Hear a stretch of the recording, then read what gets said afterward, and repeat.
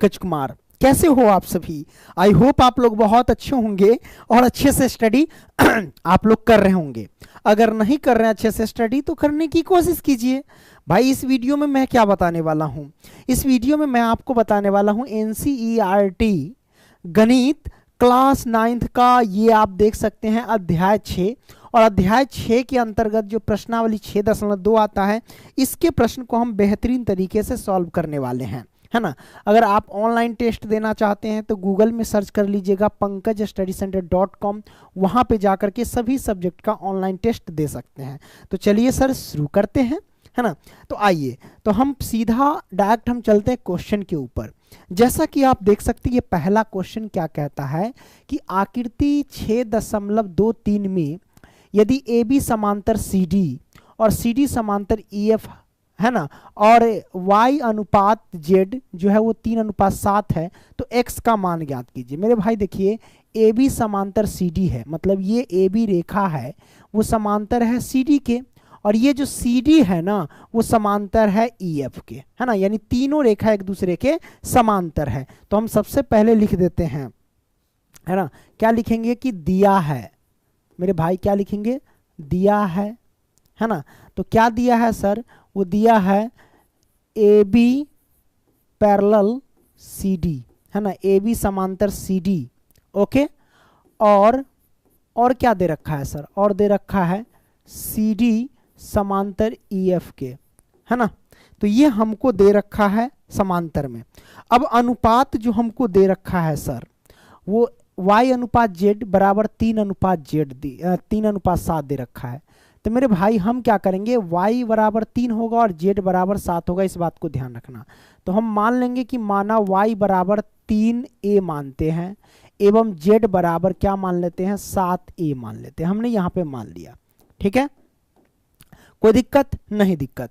अब मेरे भाई ध्यान से देखो कि ये जो हमारे पास कोण, ये जो x है, ये कोण x जो है वो कोण z के बराबर है। आप कहोगे कैसे? क्योंकि ये हमारे पास समांतर रेखा है। क्या ये एक समांतर रेखा है? और समांतर रेखा में जब तिर्यक रेखा होती है तो ये कोण इस कोण के बराबर होती है। किस नाते? तो एकांतर कोण के नाते। तो हम कह सकते हैं कि x बराबर जो है वो क्या है, तो z है। आप कहोगे क्यों? तो लिख दो यहाँ पे एकांतर कोण से, राइट। तो हमने यहाँ पे लिख दिया एकांतर कोण से, ठीक है। अब यहाँ पे एकांतर कोण से हमने लिख दिया। अब मेरे भाई इतना याद रखना कि ये जो हमारे पास कोण x है और ये कोण y है, ये दोनों, ये हमारे देख सकते हैं दो समांतर रेखा के बीच, है ना, ये कोण और ये कोण बने हुए हैं। और ये कोण क्या? अंतः कोण है। क्या ये? अंतः कोण है। ये कोण अंदर में जो बने ये कोण क्या? अंतः कोण है। और अंतः कोणों का योग कितना होता है? 180 डिग्री है। मतलब हम डायरेक्ट लिख सकते हैं कि x प्लस के y बराबर कितना? 180 डिग्री। और कारण लिख देंगे क्या? अंतः कोण है, अंतः कोण से, ठीक है। अब मेरे भाई x प्लस वाई बराबर 180 डिग्री, तो x की वैल्यू कितनी है सर?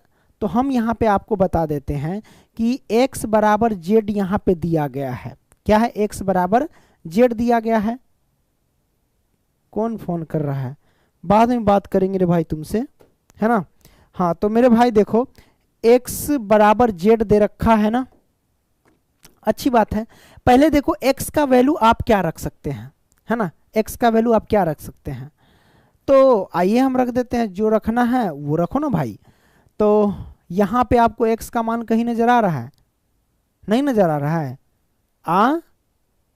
x प्लस वाई, ठीक है, x बराबर z है, तो z का मान जो भी होगा वो x के जगह पे आ जाएगा। तो मेरे भाई देखो ध्यान से, ये जो हमारे पास देख रहे z बराबर ये 7a है ना, यही z बराबर हम क्या रख देंगे? x के जगह पे रख देंगे, क्योंकि x बराबर z है, यानी x के जगह पे आप z आसानी से रख सकते हैं। तो z बराबर क्या है? 7a है, तो 7a रखेंगे। अब प्लस में y की वैल्यू क्या है? 3a, तो 3a रखेंगे, और बराबर 180 डिग्री है तो 180 डिग्री रखेंगे। अब मेरे भाई यहाँ पे देखो 7a और 3a कितना होगा? 10a बराबर 180 डिग्री, है ना। अब यहाँ पे हम क्या करेंगे? काट दो ना, ये 0 से 0 कट जाएगा, मतलब a की वैल्यू आ जाएगी हमारे पास 18, है ना, 18। तो ये हमारे पास a का मान 18 हुआ।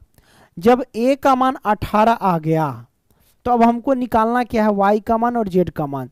तो y बराबर क्या निकालेंगे, y बराबर 3a है, तो 3 गुने में a की वैल्यू कितनी है 18।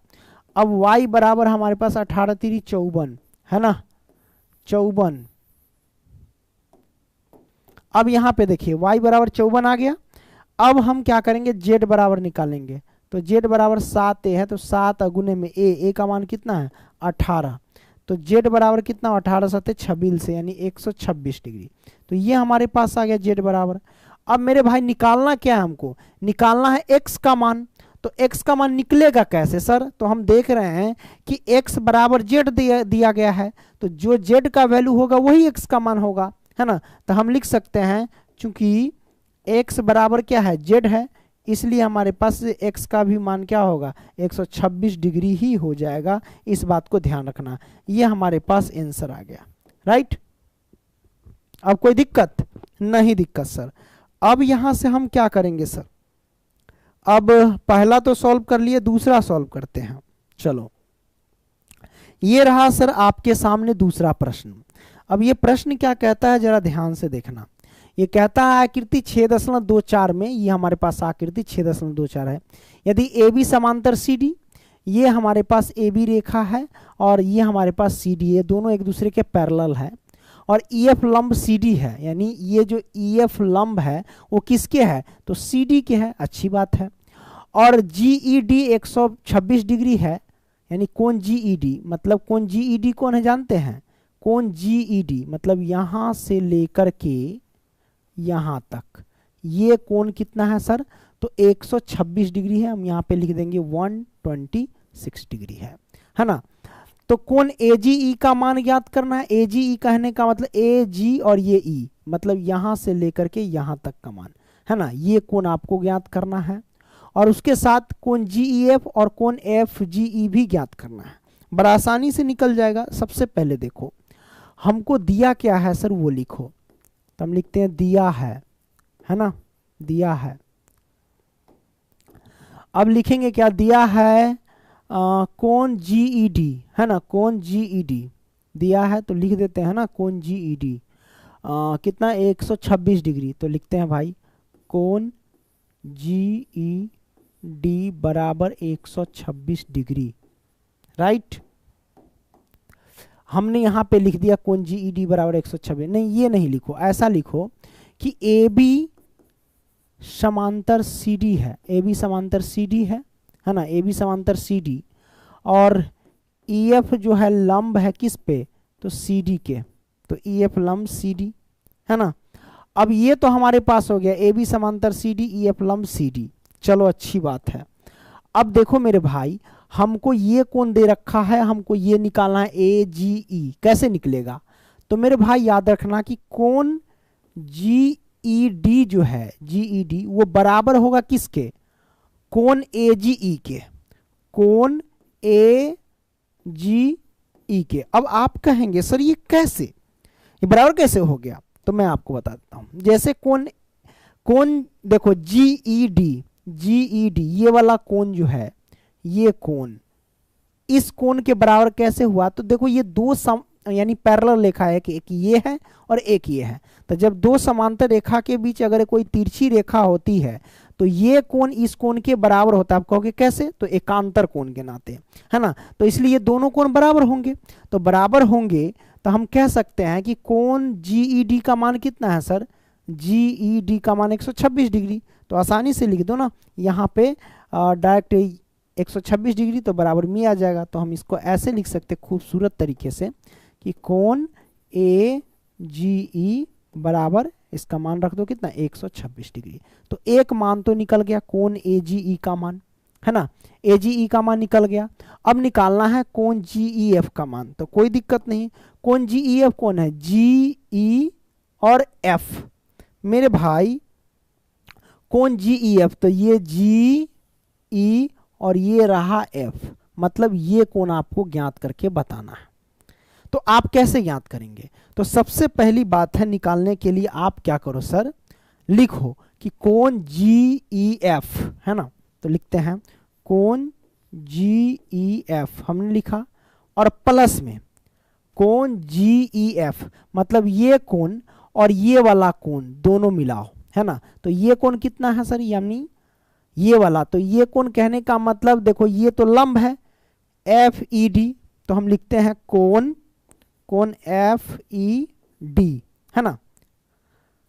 ये कोण तो हमने लिख दिया कि कोण GEF हमको ज्ञात करना है। तो ये जो हमारे पास ये लंब है, मेरे भाई कोई भी पूछेगा ये लंब है, तो कोण FED, है ना। तो ये दोनों मिला करके, मतलब ये और यहां से लेकर यहां तक, ये दोनों मिलाकर के क्या बनेगा, एक यहां से लेकर के यहां तक कोण बनेगा, मतलब ये दोनों मिलाकर के किसके बराबर होगा, तो कोण GED के। तो लिख दो कोण GED के बराबर होगा, सिंपल है कि नहीं। मतलब इतना कोण और यहां से लेके इतना कोण, ये दोनों मिलाकर के किसके बराबर होगा, कोण GED के। इस बात को ध्यान रखना। तो हम यहां पे लिख सकते हैं सर कि कोण GEF, है ना, GEF, GE और हमारे पास कोण GE और F, है ना, कोण GEF। तो कोण GEF का मान तो निकालना ही है, प्लस में कोण FED, तो FED हमारे पास क्या है, समकोण है, मतलब 90 डिग्री है, तो 90 डिग्री रखेंगे, और बराबर में कोण GED के कितना है, कोण GED हमारे पास यहाँ से यहाँ तक 126 डिग्री है, मतलब 126 डिग्री हम लिख देंगे। अब आइए लिखते हैं कोण GEF बराबर 126 डिग्री माइनस के 90 डिग्री, तो कितना होगा सर, ये हो जाएगा 90, इधर 10 निकाल लो, तो 10 ये बचेगा और 26 ये बचेगा, मतलब 36 डिग्री हो जाएगा। कितना, 36 डिग्री। तो कोण GEF बराबर 36 डिग्री, यही हमारे पास आंसर हो जाएगा, राइट, है ना। अब क्या करेंगे सर, है ना, ये तो आ गया हमारे पास। अब क्या कर सकते हैं, अब निकालना है कोण FGE। तो FGE कौन है सर, यहां पे देख लो, FGE, F हो गया, उसके बाद G हो गया और E हो गया, है ना, मतलब ये कोण आपको ज्ञात करना है ना। तो मेरे भाई देखो, ये कोण अगर 126 डिग्री है तो ये भी कोण तो 126 डिग्री होगा, तो आसानी से लिख सकते हैं 26 डिग्री। तो ये कोण 26 डिग्री और ये कोण आपको निकालना है, तो ये दोनों कोण मिला करके आपको कितना होगा, 180 डिग्री, क्योंकि ये सरल रेखा पे कोण बनेगा, है ना।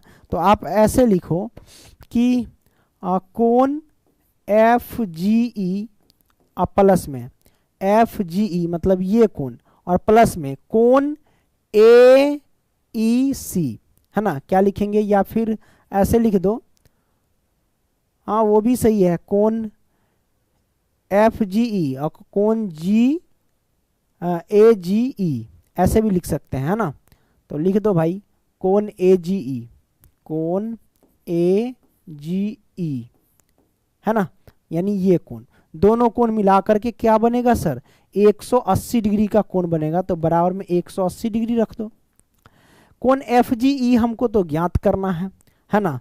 तो कोण FGE प्लस में कोण AGE, तो मेरे भाई AGE का मान तो दिया गया है ना, AGE का मान कितना है, तो एकांतर कोण के नाम से 126 डिग्री हमने लिखा है ना, तो 126 डिग्री निकाल देंगे, यहाँ पे भी देखिए AGE का मान 126 डिग्री, बराबर में कितना हो जाएगा, 180 डिग्री।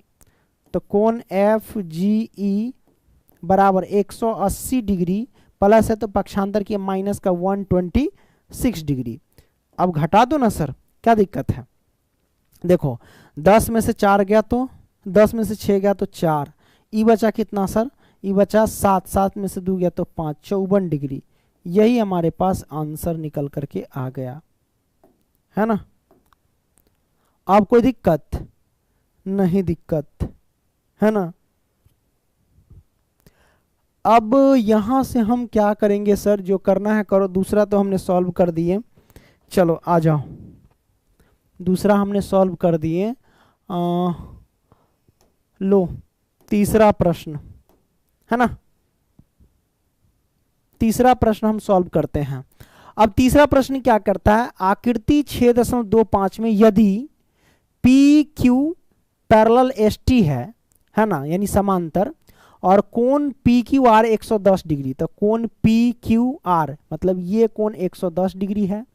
और यहाँ ये भी याद रखना कि पी क्यू समांतर एस टी है, यानी पी क्यू ये रेखा और एस टी ये रेखा, ये दोनों समांतर। आप कहोगे कैसे समांतर है, तो आप इसको जब थोड़ा लंबा करोगे तो इस तरीके से आएगा, और इसको लंबा करोगे तो इस तरीके से आएगा, इसलिए ये दोनों समांतर जाएंगे।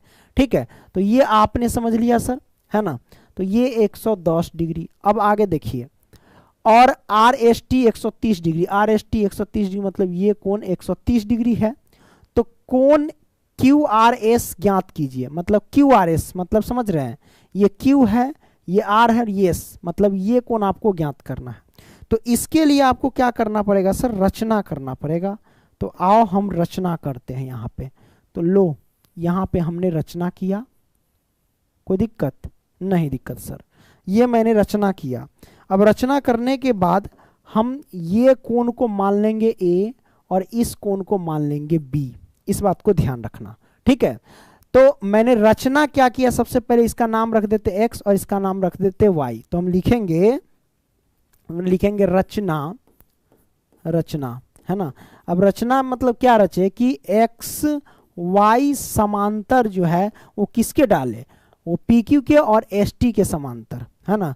तो हम लिखेंगे पी क्यू के और पी क्यू समांतर एस टी के, तो पहले से है, या टी एस कह सकते हैं। ठीक है, डाला, है ना, या खींचा, खींचा लिख दो, है ना। जब खींच दिए तो अब हमको ज्ञात करना है कोण ए। अब याद रखना कि ये पी क्यू समांतर एक्स वाई है, तो ये दोनों पैरेलल है, तो ये कोण और ये कोण दोनों क्या है, एक अंतः कोण है, दोनों क्या है, एक अंतः कोण है। तो दोनों कोण को जोड़ेंगे मतलब 110 डिग्री आप प्लस के ए, दोनों बराबर कितना हो जाएगा, 180 डिग्री। ये हमारे पास अंतः कोण है, तो अंतः कोणों का योग कितना होता है, 180 डिग्री होता है ना। तो अब यहाँ से क्या करेंगे, ए बराबर कितना हो जाएगा, 180 डिग्री प्लस के 110 डिग्री है, पक्षांतर किए तो माइनस का 110 डिग्री हो जाएगा। तो ए बराबर कितना हो जाएगा सर, 180 में से 110 घटाएंगे तो हमारे पास 70 डिग्री। यही हमारे पास आंसर निकल करके आ गया, है ना, 70 डिग्री। अब ए का मान आ गया, अब बी का मान निकाल लो सर, है ना। कैसे निकालेंगे सर, देखते जाओ। देखो ये रेखा यानी एक्स वाई समांतर एस टी के भी है, तो ये दोनों एक दूसरे के समांतर है, तो ये कोण इस कोण के, ये कोण और इस कोण, ये दोनों एक अंतः कोण है, दोनों कोणों का योग कितना 180 डिग्री होगा। तो हम लिखेंगे 130 डिग्री आप प्लस में बी, तो बराबर कितना हो जाएगा सर, 130 डिग्री प्लस में बी, दोनों कोणों का योग कितना हो जाएगा 180 डिग्री। तो हम लिखते हैं 180 डिग्री, है ना। तो मैंने ये लिख दिया 180 डिग्री। अब क्या करेंगे सर, है ना, आप जो करना है वो करो ना भाई। क्या करेंगे, लो बी का मान ज्ञात करो, तो 180 डिग्री माइनस के 130 डिग्री, है ना। तो बी बराबर कितना हो जाएगा, 50 डिग्री। ये हमारे पास आ गया। ए बराबर 70 डिग्री, बी का मान 50 डिग्री, है ना। तो दोनों तो आ गया हमारे पास। अब देखो हमको ज्ञात करना है कोण क्यू आर एस, मतलब ये कोण ज्ञात करना है। तो ये यहां से लेकर के यहां तक अगर तीनों मिलाएंगे तो एक सरल रेखा पर कोण बनेगा, और सरल रेखा पर बने कोण का योग कितना होता है, 180 डिग्री। तो यहां से लेकर यहां तक कौन कौन मिलेगा, कोण ए प्लस में क्यू आर एस और प्लस में बी, तब ना मिलेगा। तो हम लिखेंगे कोण ए और प्लस में बी, और प्लस में हमको क्या ज्ञात करना है, कोण क्यू आर एस, यही ना ज्ञात करना है। बराबर कितना हो जाएगा, 180 डिग्री।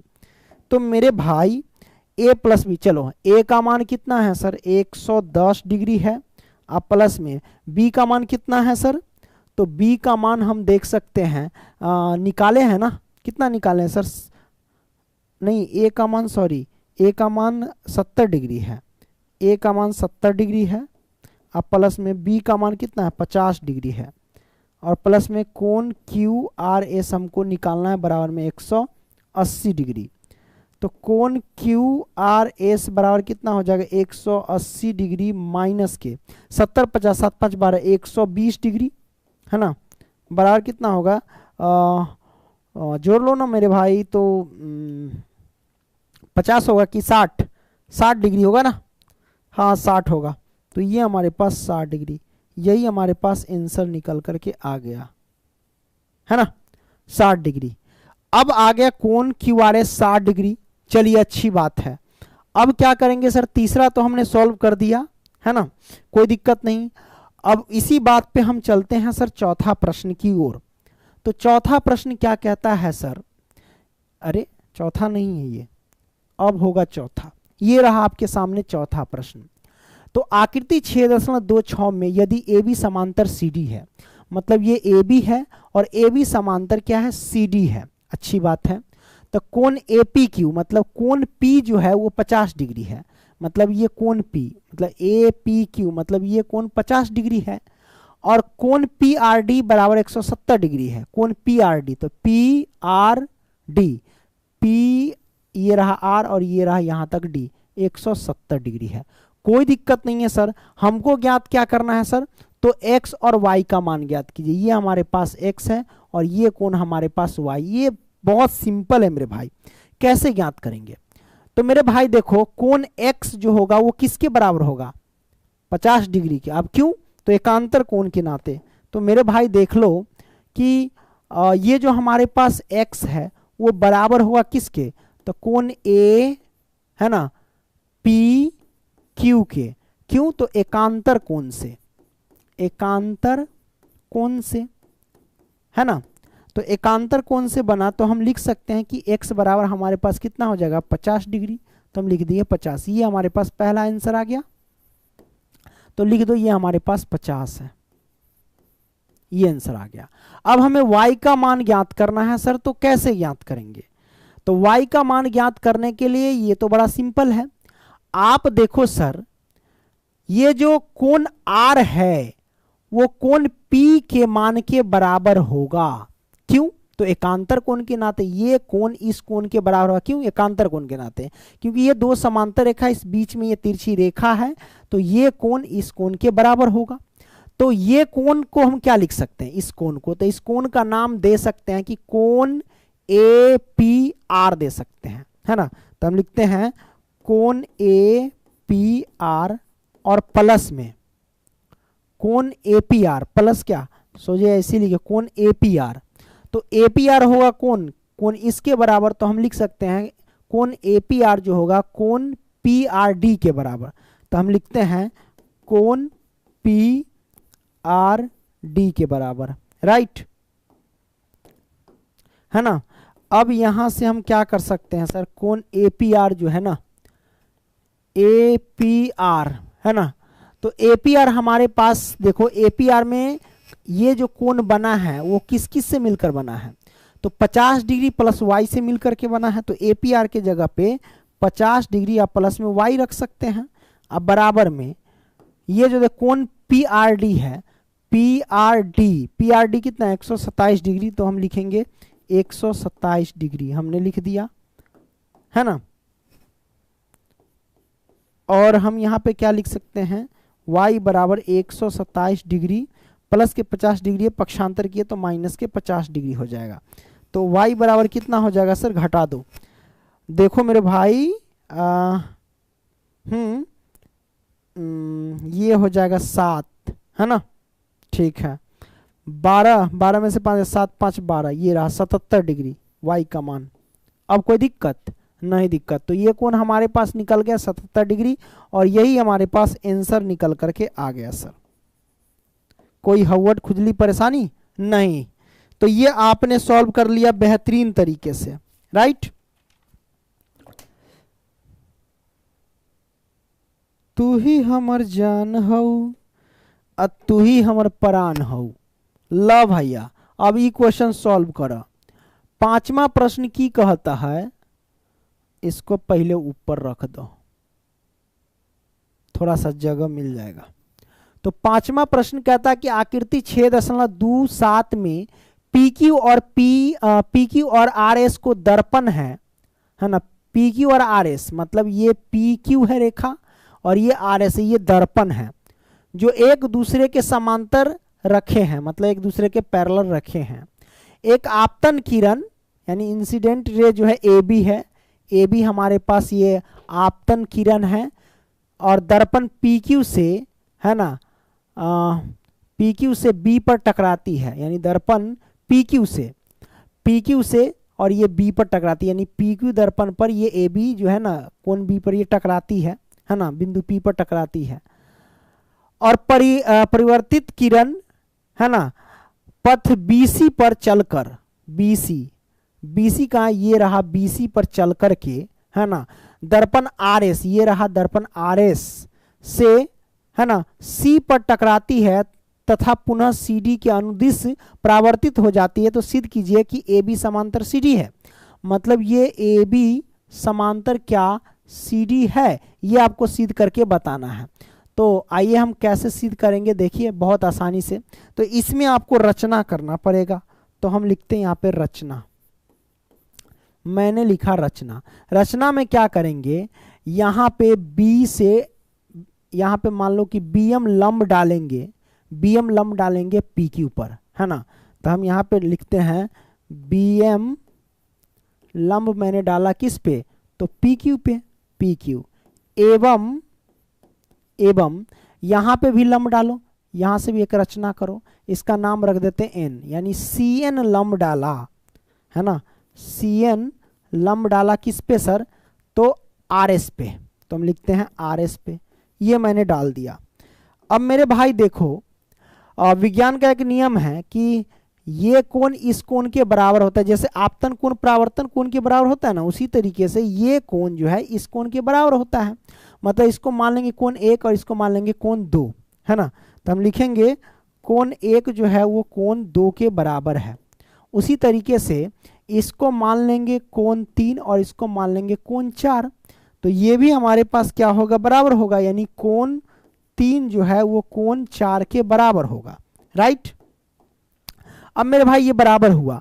अब याद रखना कि ये तिरछी रेखा है, क्योंकि ये हमारे पास एक समांतर रेखा, यानी दो समांतर रेखा है, एक ये और एक ये समांतर रेखा। तो बीच में ये कैंची आकार है, जो तिरछा ये रेखा खींचा गया है, तो ये कोण जो है इस कोण के बराबर होगा। आप कहोगे क्यों, तो एकांतर कोण से, है कि नहीं। तो हम लिख सकते हैं कि कोण 2 जो है ना, कोण 2 जो है वो कोण किसके बराबर होगा सर, तो कोण 2 कोण 3 के बराबर हो जाएगा, है ना।